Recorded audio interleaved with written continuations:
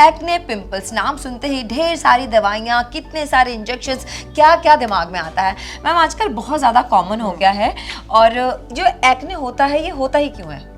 Pimples होता क्यों है? बिकॉज नेचुरली आपकी स्किन में बहुत सारे ऑयल ग्लैंड्स हैं, स्पेशली फेस की स्किन में। उसके ऊपर अब बैक्टीरिया आके जब खाता है तो फिर पिंपल्स बन जाते हैं। और बैक्टीरिया आके खाता क्यों है? बेसिकली आपने अपने पोर्स को क्लॉग कर लिया, चाहे वो नेचुरली क्लॉग हो गए, चाहे वो डेड स्किन एक्यूमुलेशन, या आपने कोई ऑयली कॉस्मेटिक्स, आजकल कॉस्मेटिक्स सब एक्सपेरिमेंट करते रहते हैं, तो जहां आपके पोर्स क्लॉग हुए, ऑयल अंदर एक्यूमुलेट हो गया, स्किन के अंदर ही रह गया, और उसमें बैक्टीरिया के लिए खाना है ऑयल, बैक्टीरिया आके खाएगा और फिर वो पिंपल्स निकलेंगे। अच्छा, पहले एक और चीज हमने देखते थे कि पिंपल्स हुए हैं, इसका मतलब टीनेजर्स को ज्यादातर पिंपल्स या एक्ने होते थे, लेकिन अब तो मुझे लगता है कि किसी भी एज में पिंपल्स एक्ने हो जाता है। एग्जैक्टली। पहले क्या था कि हम सोचते थे 13 इयर्स का हुआ है, चलो ये तो जवानी की निशानी है और अभी चली जाएगी थोड़े टाइम बाद। बट अब चाहे आप 30s में हो, 40s में हो, 50s में हो, मेल हो, फीमेल हो, ऑलमोस्ट हर किसी को आपको पिंपल्स दिख रहे हैं। सो दे आर, मैं आपको 2 मेन रीजंस बताती हूँ। एक तो रॉन्ग कॉस्मेटिक्स। अब आपको पता है कि मार्केट में इतने कॉस्मेटिक्स हैं, एवरीबडी इज ट्राइंग सम और द अदर। अगर आपके कॉस्मेटिक्स में बहुत ज्यादा थिक ऑयल बेस है,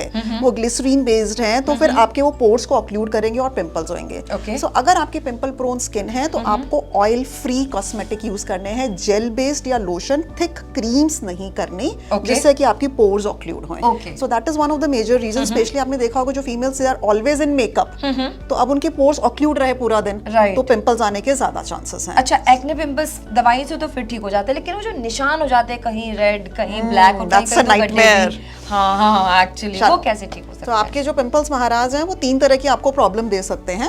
रेड मार्क्स, ब्लैक मार्क्स या स्कार्स, जिन्हें गड्ढे कहते हैं। Black marks and red marks इतना बड़ा इशू नहीं है, वो अगर आप डर्मेटोलॉजिस्ट के पास जाएं, वो कुछ क्रीम्स प्रिस्क्राइब करेंगे, 1 से 2 महीने में वो चले जाएंगे, गुड बाय हो जाएगा।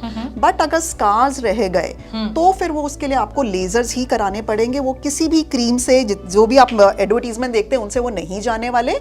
स्कार रह गया तो फिर आपको लेजर ही करवाना है। और अब आपके पिंपल से वो स्कार बने ना, तो उसके लिए आपको सिर्फ 2 ही चीजों का ध्यान रखना है। बहुत इजी है। जैसे ही पिंपल आए आप जल्दी से एंटी पिंपल क्रीम लगा कर उनको भगा दो। अगर आपने उनको टाइम दे दिया अपनी स्किन पे रहने का, तो आपने पिंपल को टाइम दे दिया कि वो आपकी स्किन को डिस्ट्रॉय कर दे। डिस्ट्रॉय करेंगे तो मार्क्स एंड स्कार्स रहेंगे। तो पिंपल्स को जल्दी ठीक कर दो, पिंपल आएगा जाएगा, स्कार्स और मार्क्स नहीं रहेंगे। एंड सेकेंडली, अगर आपने उनको फोड़ा, वहां आपका स्कार आया, फोड़ना नहीं है। प्लीज रेजिस्ट योर टेम्पटेशन, कुछ और फोड़ दो, गुस्सा कहीं और निकाल दो, बट प्लीज उस बेचारे पिंपल को मत फोड़ो, नहीं तो स्कार रह जाएगा। Thank you so much ma'am. तो हम बात कर रहे थे डॉक्टर अनविका से, जिन्होंने हमें इतनी इंपॉर्टेंट जानकारी दी है कि अगर आपको एक्ने पिंपल्स हैं तो सबसे पहले तो जल्दी से जल्दी उसका इलाज कराइए, और अगर निशान रह गए हैं तो फिर तो मतलब कुछ तो करना पड़ेगा, बहुत खास। पॉकेट खाली करनी पड़ेगी लेजर्स के लिए।